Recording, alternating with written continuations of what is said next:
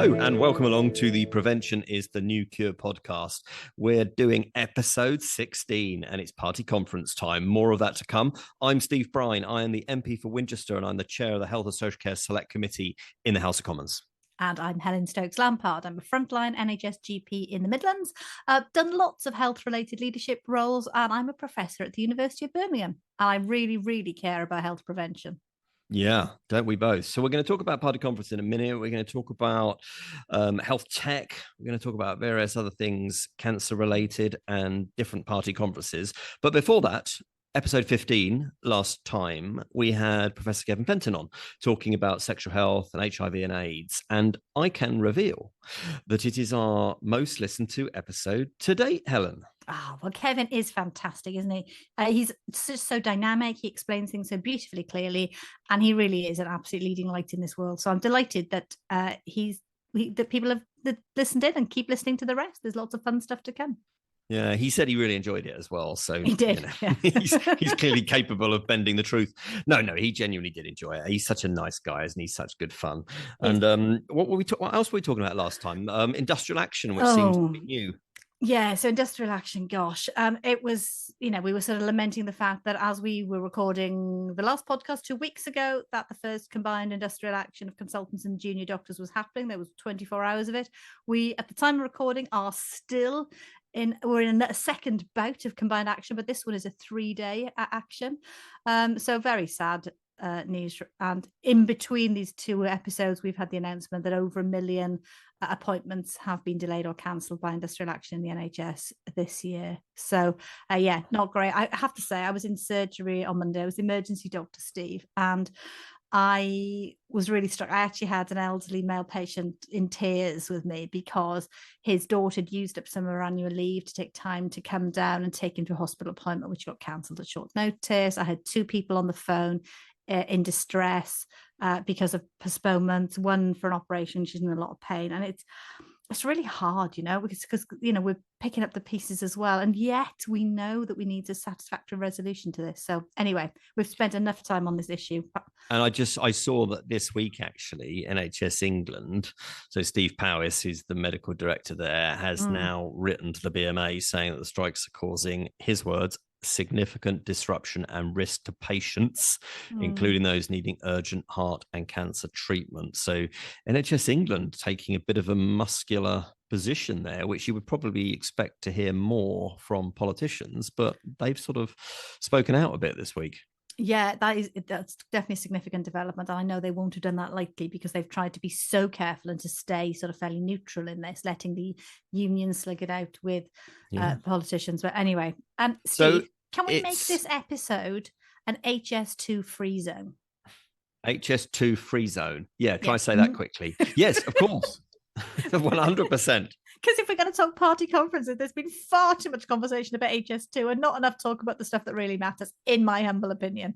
So let's talk party conferences. For a couple of weeks now, I have been talking to Number 10 and to the Prime Minister about party conference and the health stuff that might happen. And they have been interested, because we know this because it leaked out, they have been interested in pursuing the New Zealand style approach to smoking, basically raising the age at which you can buy cigarettes every year by year. So those aged 14 today, every time they get to the age of consent at 18, it'll move 1 year further away from them. And what we'll do is create a smoke-free generation. Yeah. And this was written in something called the Khan Review, which produced a load of recommendations to government as to how do we get to the ambition that I actually set in government, which is smoke-free England by 2030. And I think it's fair to say that Number 10 have been concerned about this from the libertarian side of things. A certain former prime minister this week was saying we should stop banning things. And, I understand that there is always politics in this, but long-term decisions is what the prime minister says he wants to be known for. This is a big-time, long-term decision. Now, we've both been out on the media today as we record this on Wednesday. Yeah. So we've both been out on the media this week talking about this. I can only say good things about this. Yep. I have to say, me too, Steve. I think what attracts me about this, I mean, let's get sort of backpedal slowly. You know, everybody listening knows that smoking is harmful. You know, cigarettes contain literally thousands of compounds, and hundreds of them are harmful to health, and dozens of them are carcinogens. That's just facts. And we also know that over 14% of the population of the United Kingdom, just under 14% in England, are smokers, addicted smokers. And smoking harms people. And this isn't something where there is a matter of free choice about smoking. Smoking harms the individual, but it also smokes others around, and therefore it has to be treated differently from other areas. And whatever your political views are about choice or not, doing things that harm other people need to be sorted out and legislated for. But what I do not want as a doctor is to see my patients criminalized. I don't want to see people who are already addicted and already have a medical problem, which is nicotine addiction, being criminalized by the system, which calls for total outright immediate bans would immediately do. Whereas this incremental increasing the age is a very elegant solution. I mean, it's going to be complicated to implement. It absolutely needs wraparound support services to go with it, but it has an awful lot of appeal. I love the phrasing of sort of, create a generation who will benefit from this. They will. And, you can say, why 14? Well, because that's the age at which a lot of young people try it. That's what the stats say. We know that the increase in the minimum age from 16 to 18, when that was done, radically reduced the uptake in those age brackets. So, the disparities, the health disparities, and why we're looking at this so much on the select committee is that smoking rates are higher where in the poorer communities. Yeah. And so, I think when people say this is nanny state, I say that we have a right in a publicly funded state health system to intervene in population health measures. And more than that, I would say we have a responsibility to do so. So I think this is going to, as I've just written a blog about it, actually, which I'll put on the socials for this podcast. It's up on Politics Home now, actually. This will undoubtedly save tens of thousands of lives, and it is genuinely a long-term decision. The Prime Minister won't be around to see the fruition of this, whatever happens at the next election. So, yeah, credit to it. So just to spell it out for people who haven't quite got their heads around it, my understanding is that if this goes through all the legislative steps it would need to be adopted, it would mean that any person born from the 1st of January 2009 onwards, so anybody born after the 1st of January 2009 would never legally be allowed to buy cigarettes in England. Yes, this is an England only measure, correct? Yeah. So, I mean, now historically, actually, England has been slightly behind Scotland and Wales in implementing some initiatives with smoking. I mean, they were ahead of us in terms of when introduction, things like getting rid of vending machines, I think, and changing packaging. So this would be, unless they come online and do this in harmony, which would be an excellent, strong initiative if we could get that. And I would love to see the 4 CMOs of the nations talking about this when it comes to it. Wouldn't it be great to see a 4-nation approach to this one? But I also think, Steve, that we need to be pushing for the wraparound stuff to go with it as well. So this is help for, talking about reduction of nicotine content, help to quit, research to follow how this is working out. So spot on, Helen. Spot on, because there are 6.4 million smokers in the UK last year, in 2022. Nothing about this measure will, of course, stop you buying cigarettes. We're not banning cigarettes. It's not prohibition. No. So what needs to go alongside this to get to the smoke-free ambition is the smoking cessation wraparound care that you're talking about, the sort of focused care that can come through general practice, that can come through pharmacy, that actually is not there at the moment in enough numbers. So the government are going to, and we're going to be pressing for this, I'm sure, on the Select Committee, they are going to have to revisit the public health budgets. There's no question about that, because you're right. We're not just writing off people that have started smoking now. We want to try and get them off as well, which leads us on to vaping, which the Prime Minister also mentioned in his speech today about young. Yeah, it was a little bit more woolly than I thought it was going to be. And as you know, because we discussed it before, I'm pleased about that, because he's given himself wiggle room to look at the evidence on youth vaping. Let's just remember, youth vaping is illegal. If you are under 18, you shouldn't be buying vapes, disposable or otherwise.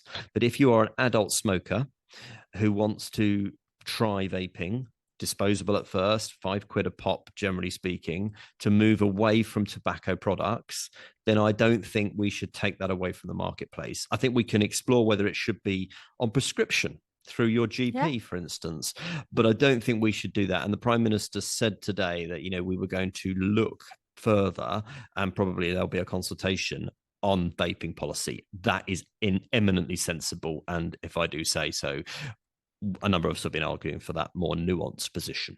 And I mean, we've had Deborah Arnott, the chief executive of ASH, on the pod talking about a lot of these issues before. And I know there's an all-party parliamentary group on smoking and health as well, chaired by Bob Blackman. The MP for Harrow. I'm assuming they're very aligned with all this as well. They're really happy. Bob's probably doing cartwheels down Harrow High Street about this at the moment. So, look, it's good. And I get it that some people won't like it. They'll see us as banning things, and they'll say that, the libertarian argument should win out. People should be able to do what they want when they want. To an extent. But actually, smoking-related illnesses cost the NHS 21 billion quid last year. That's a lot of money. And if you want to tackle the biggest preventable killer in our country today, it's smoking. I mean, how many times do you see people in the surgery who've got, every day, CPD or obviously lung cancer at its worst? Do you know what amazes me, Steve? People are surprised when I gently say to them, "And how much are you smoking?" I don't ask them if they're smoking because I can smell it. They can smell it from, with their, and people genuinely smell, I smoke, doctor, or I sort of, yes, do it very nicely in a supportive way. But there is something here that this isn't the 1960s, this is 2023. We know enough. What we need to do is treat everybody who's addicted to nicotine with compassion and give them as much support as they can, because it is really hard to quit. But the biggest thing is to prevent people from ever taking it up. So that's Tory party conference. Been a lot else going on. We won't talk about the railway, but a lot else going on. Be some other health announcements around health tech, which may come on to a bit later on. Stuff about same-sex wards and trans women in same-sex wards. But let's not go down that rabbit warren. But that's Tory party conference. It's all been going on, isn't it? But Steve, you say all this. I understand you're not actually in Manchester. No, I'm not. I am in West Africa.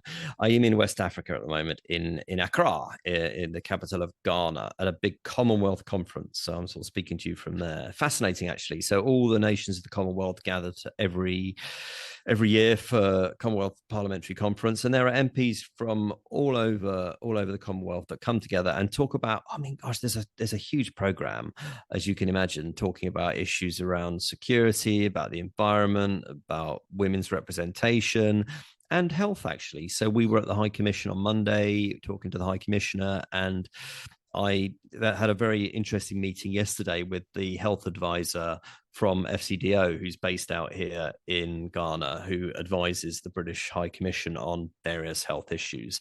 And so we're talking a lot about maternal health, talking about HIV and AIDS, which I'm very interested in, and just looking at the structure of health systems out here in Ghana. And they have, for instance, no population screening program. So, our breast screening program, our ovarian screening program, prostate, there's none of that. But there are some big billboards actually here in Accra with about breast cancer. Okay. And trying to raise awareness of that program at the moment. But they're not doing terribly on vaccinations. They have a deal with the Serum Institute. Obviously, malaria is still a big killer here in Ghana, as it is in a lot of sub-Saharan Africa, which is why the news this week about that new vaccine another one for malaria is great news. So that's what I'm doing out here in Accra.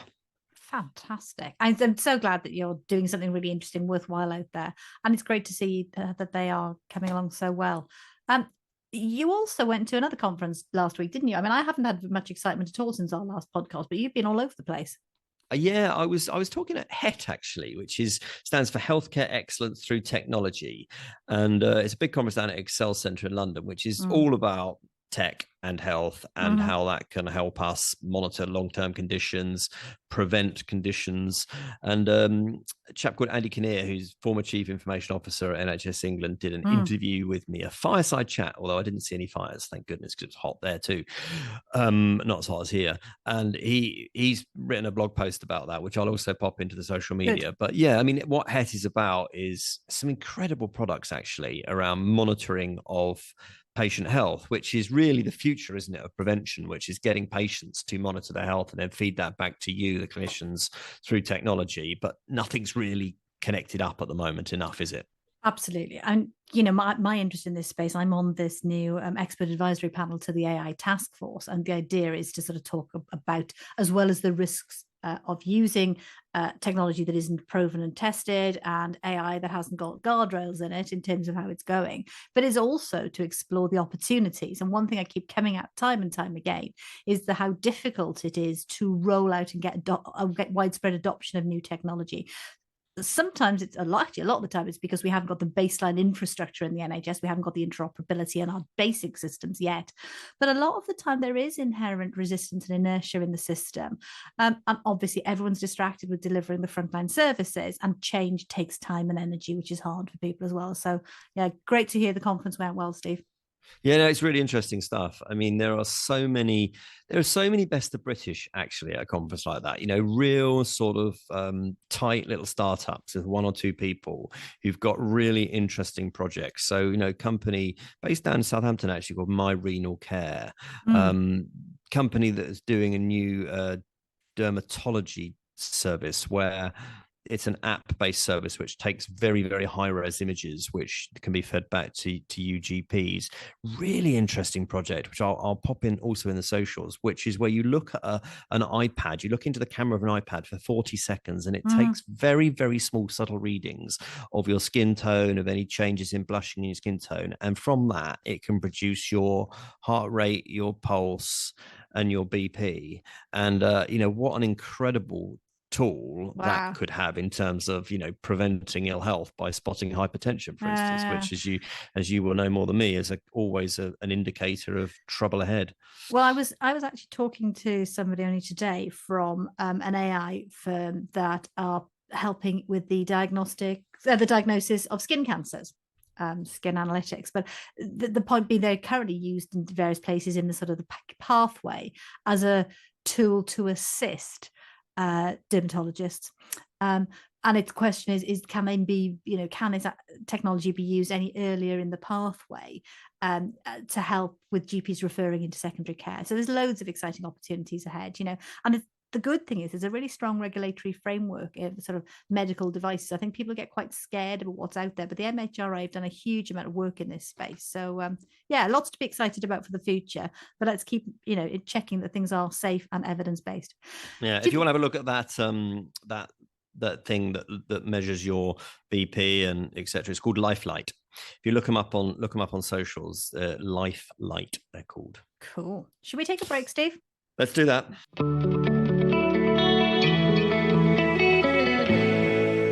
Well, welcome back, Steve.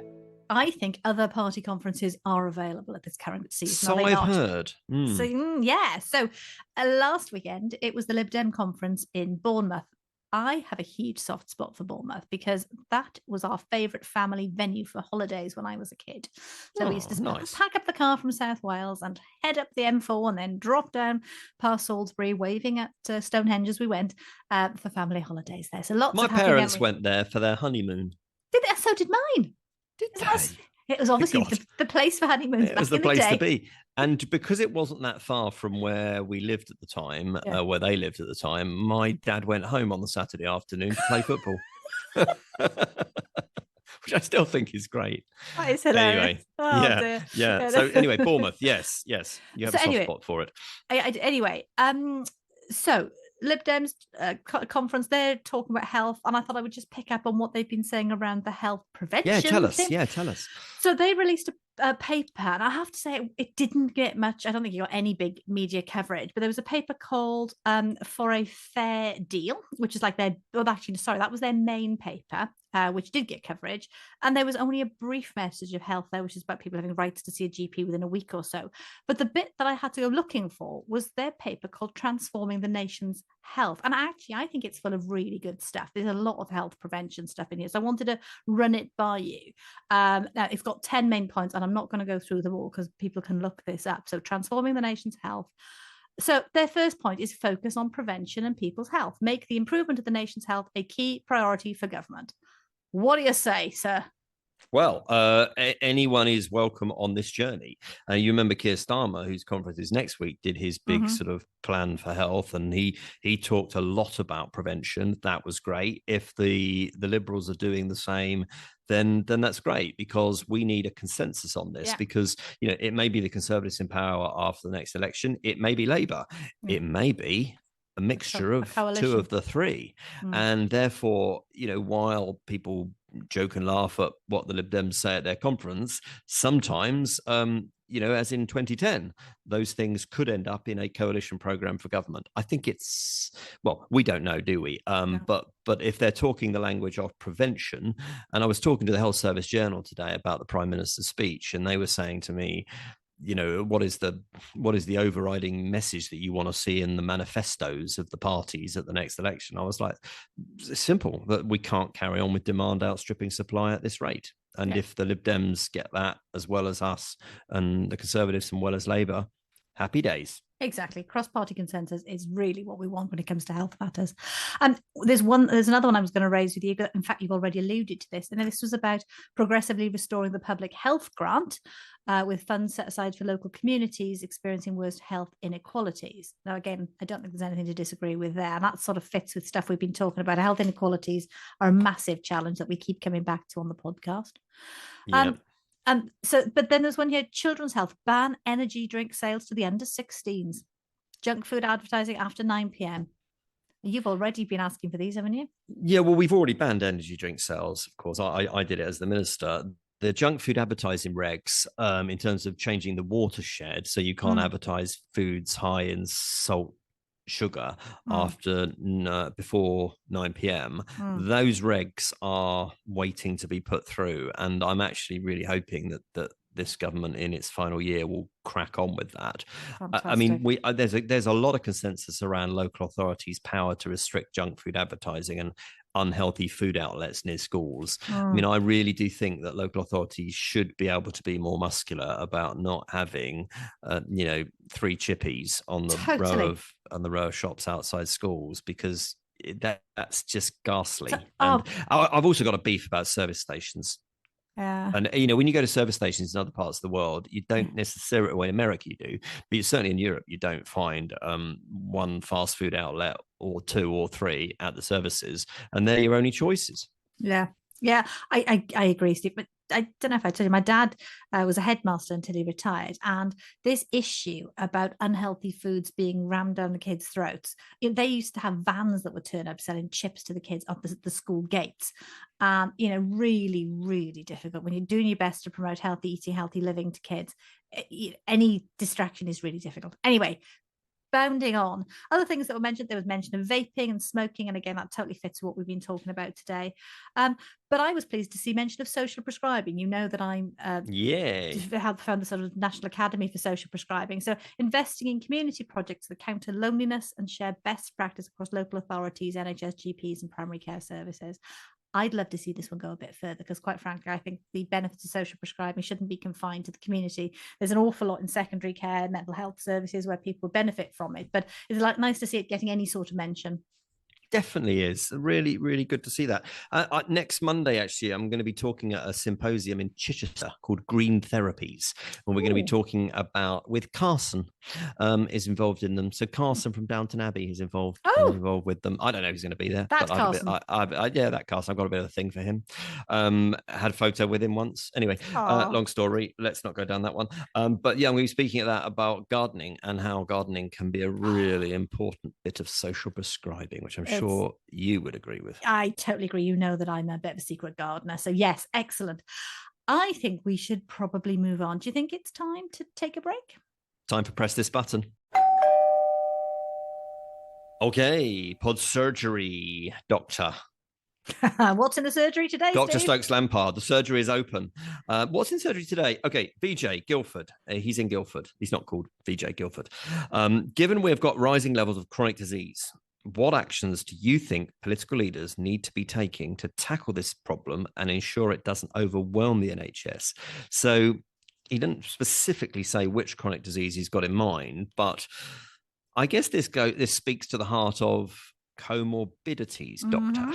I think it probably does. So you must see a lot of patients who have comorbidities, by which, of course, we mean various different conditions that come together to create chronic illness for them. Yeah. So, I don't want to sort of make this too basic, because I think the people who are listening to this are pretty well read and understand. But essentially, there's a whole heap of lifestyle measures. We know that if you're carrying excess amounts of weight, that predisposes you to type 2 diabetes.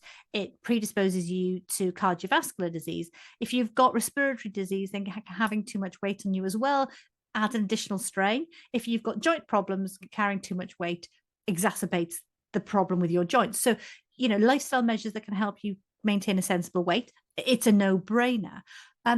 Likewise, we've talked extensively about smoking. We don't need to go there today, but that's respiratory disease, cardiovascular disease, and a whole heap of cancers. We can go on, but in a sense, there's a whole range of lifestyle measures. We're all about prevention here. So those are the things that individuals can do, things that society can do, things that government can legislate for. So for me, it's all about getting upstream to prevent disease, but also for wider government. The challenge back to you, I think, is about how do we help people live healthier lives and make healthy choices cheap and accessible right across government. This is not just about DHSC. Yeah, well, Vijay's question is, what do you think political leaders need to be doing to tackle the problem? So I suppose I would point to the major condition strategy, and you can call it what you like, and this government or the next government of whichever color will call it that or call it something else, but it will all basically come down to the same thing, which is that how do we prevent particular medical conditions? So cardiovascular disease is the leading cause of death globally. But, screening, early diagnosis, upstream interventions on CVD can dramatically improve outcomes. And so I suppose what the major condition strategy that the current Department of Health are doing is looking at where they co-join. So there's a chap called Professor John Deanfield, who is the champion for personalized prevention. Do you know him? John, I do know John very well. Yeah. So he wants to, in sort of a letter that he wrote to us about the major condition strategy, he said he wants to develop an ambitious vision for a modern, personalized CVD prevention service that will contribute to the government's ambition to increase healthy life expectancy and level up, which is obviously a Boris term. But that's what I think, Vijay, you're driving at, is bringing the major conditions under one strategy to try and A, prevent them, and B, treat them more holistically. And that is what all political leaders of whatever colour are going to need to do over the next year and then after the election. Cool. Right, I've got one for us. Yep. This is from a medical student, Claire Grange, who got in touch. So interestingly, she had her family before going to medical school. So she's a mother to 2 small boys, and she was asking us about mental health literacy. And I'm actually going to read out some of her words because I think it was really quite interesting, well put. So she said, during a psychiatry placement as medical students, she brought in some of her son's books to show to other students. And she found that the range of books out there, there are loads of really good books out there that talk to children as young as 2 about coping strategies. And it's a wonderful development. And she's seen there's a push from government on transforming children and young people's mental health and how it's tackled in school. So she feels that raising a generation who've got these coping strategies built in would be an amazing way to go to bringing down levels of mental ill health we're seeing. So how do we get this message out there? How do we show people, is it something to bring into education schools, these resources, with these books, to get kids exposed to them at a young age so they can learn about coping strategies as part of their normal development and story time? Yeah, of course, I always think there's 2 sides to this, isn't there? Because there's the coping strategies to prevent that low-level anxiety that then could become something worse. And then we've just got this horrible tsunami that is coming our way and is with us in some places from COVID, where you know, so many teachers that I visit in schools who say to me, Steve, you know, the young kids, they just don't have the resilience that they did. And I see that in my own household without question. So, you know, there are these mental health support workers in schools. There's not enough of them, and they're not everywhere yet. But I think it's so important, isn't it, with physical or mental health, is to grab before it falls too far, because the further it falls, the harder it is to get it back, isn't it? Absolutely. And I think that's what I liked about this challenge from Claire, is that, you know, there's good stuff out there that could really help kids build and understand what normal coping is, how to do things better, and how we would make it really easy for kids to access this stuff and expose them to it, so that when they need the strategies, they're ready for them. So anyway, it was a good challenge. I'm not sure we can fix it, but I think it's good to talk about. And you were saying, weren't you, just before we came on, actually, that you'd love to talk to Norman Lamb about this one day. So Norman used to be an MP in Norfolk and held the mental health brief in the coalition government, and is somebody who we both know, and I've done work with him, and he's talked to the select committee a few times, actually, and helped us formulate our thoughts on the prevention inquiry. So maybe he could come on the pod and talk about mental health prevention. That would be fantastic. Wouldn't it just? Okay, one quick one before we go, which is something I've picked up on this week. There's been, so the Lancet, you know, if you heard the Lancet, the very eminent medical journal, do these commissions, and the Lancet Commission have been doing one called Women, Power and Cancer. And they have established that globally there are, they reckon, 800,000 women a year dying needlessly because they've been denied optimal care because they are women.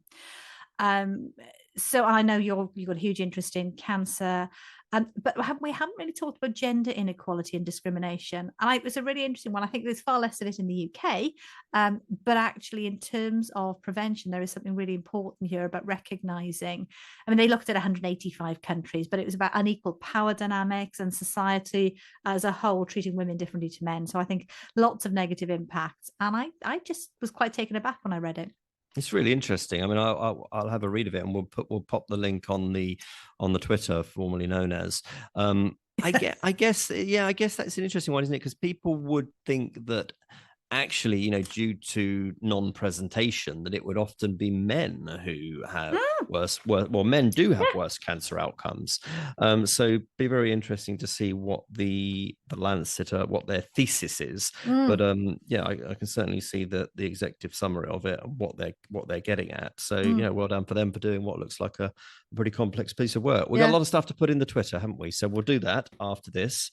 And the next time we talk will be in a couple of weeks' time. I will be traveling again, actually. But I will be traveling with the select committee. We're off to Singapore. So more of that in the future. We're talking about some of the cancer stuff that we're going there with our future cancer inquiry. So you will find that absolutely fascinating. So we'll be talking to the originator of CAR T cell therapy, which among other things. But on that episode at the moment, and things can change, we'll be talking to the Chancellor, Jeremy Hunt. Yes, I'm looking forward to that very much. Yeah, longest serving health secretary, about prevention and healthcare and patient safety, which he is so passionate about. That is his bread and butter.